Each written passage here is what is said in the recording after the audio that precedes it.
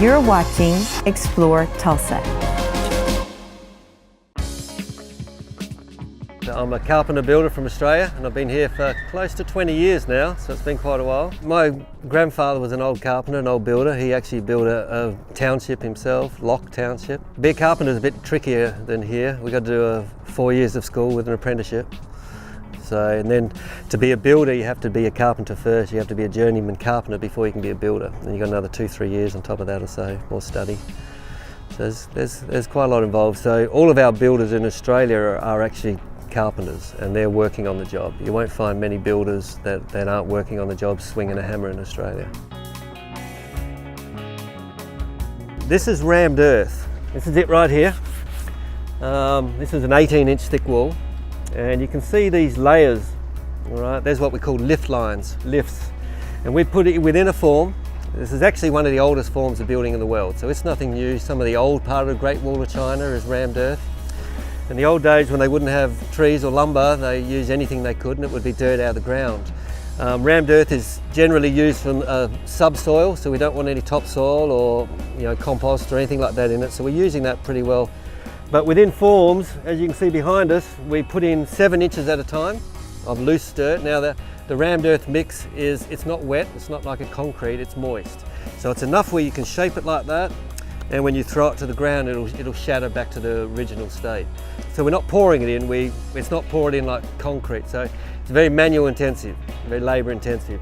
So we put 7 inches in and we compact it down to 5 inches, and that's how we get these lift lines, which is the unique look of rammed earth. So in a sense, we're cheating the process, we're making sedimentary rock.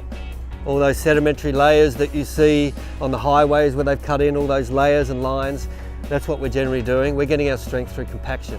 So we use pneumatic rammers, and then we also have hand rammers, hand tampers for around electrical boxes and any tricky things. But our hand rammer has a head on it about 3 to 4 inches. So it takes a while to ram it, but it's quite an achievement, because you start right here at the start of the day, and by the end of the day you've got to the top of the wall, and that wall's finished for hundreds of years.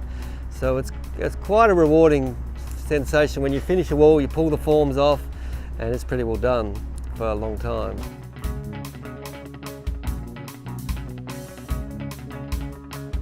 This is the first rammed earth house in Tulsa.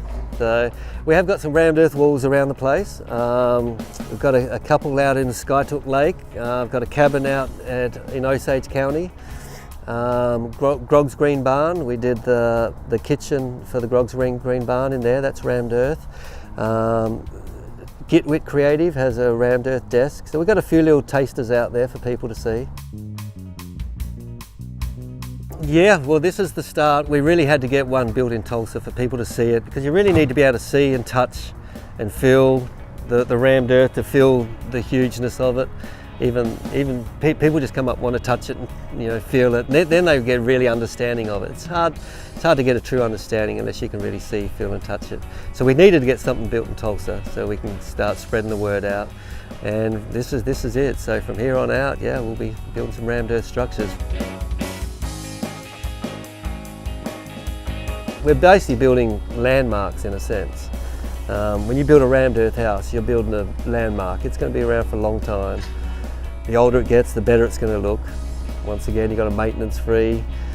I'd rather spend the extra money on this, it makes sense to me, spend the extra money on this and not worried about having to paint siding or do repairs. And if you can put a metal roof on it, and even metal fascia and some metal soffit, really make it true maintenance free, then you can go fishing on the weekends instead of planning on doing some repairs on your house.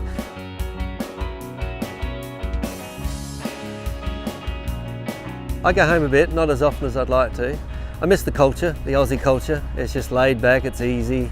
So I miss the beach, of course. I miss the surf, and just be able to get a mouthful and a nostril full of ocean, a bit of salt water. Yeah, and then coming from the Kimberleys up north, it's some of the most beautiful country in Australia. It's considered like the last frontier of Australia.